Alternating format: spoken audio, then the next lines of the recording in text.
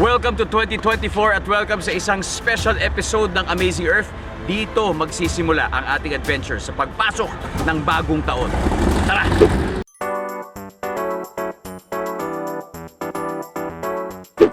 So for the first time, hiwalay akong babiyahe sa Team Amazing Earth. Papunta dito sa location na pupuntahan natin. Apatan lang ang chopper nito. Pero huwag kayo mag-alala, sasama ko pa rin kayo sa biyahe.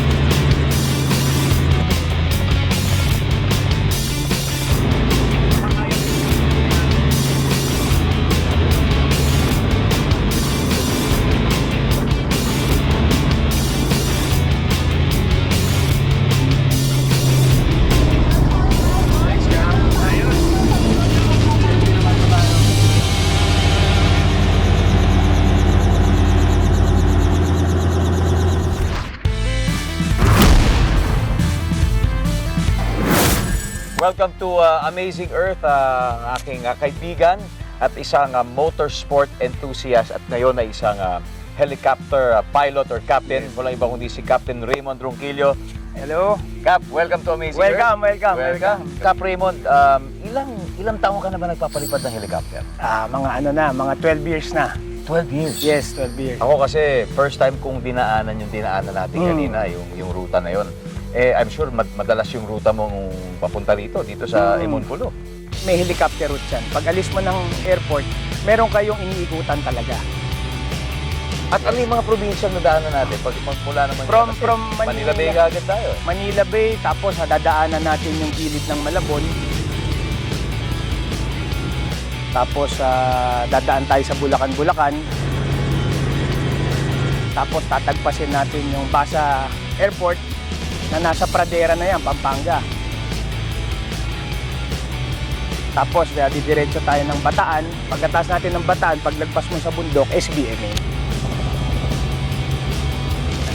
Sambales na yan. Dami natin natulog na probinsya. So kung yari, mula Manila, papuntang Emonpulo, sa Subic muna. Diba? So mga sabihin natin, 2 hours yun from Manila. Yes, 2 hours. Sa helicopter, ilang minutes na natin ginawa? Ano lang tayo, pagka may tinatawag kasi pag tailwind, tinutulak tayo.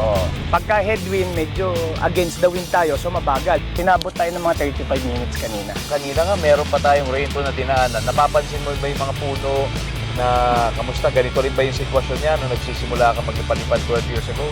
Pagka kasi nasa taas ka, iba ang perspective mo. Depende siguro sa panahon, depende sa kung maulan, pag summer, minsan natutuyo yung mga halaman, yung mga puno. Pag tag-ulan, makikita mo biyernes. So yung flight altitude natin was at around 1,000. 1,000 din tayo kanina. Yun yung dapat Yes. sa helicopter. Actually, ang legal na lipad is 600 to 700. Pero pag talagang gusto mong safe para wala kang tamaan, sa 1,000 tayo. Maraming salamat, napakagandang adventure na binigay mo sa amin ngayon dito sa Amazing Earth. First time ko and I'm sure yung mga manonood parang dinala na rin natin sila sa Himpapawid. Kaya Cap Raymond Ronquillo, maraming salamat. Thank you. And more power to Emonpulo. Thank you very much. Kaya sa mga kapuso nating on the go, tutukan nyo ang live stream ng ating programa sa official accounts ng GMA Network, pati na rin sa YouTube at Facebook. At mag-comment din kayo sa ating mga kwentong amazing.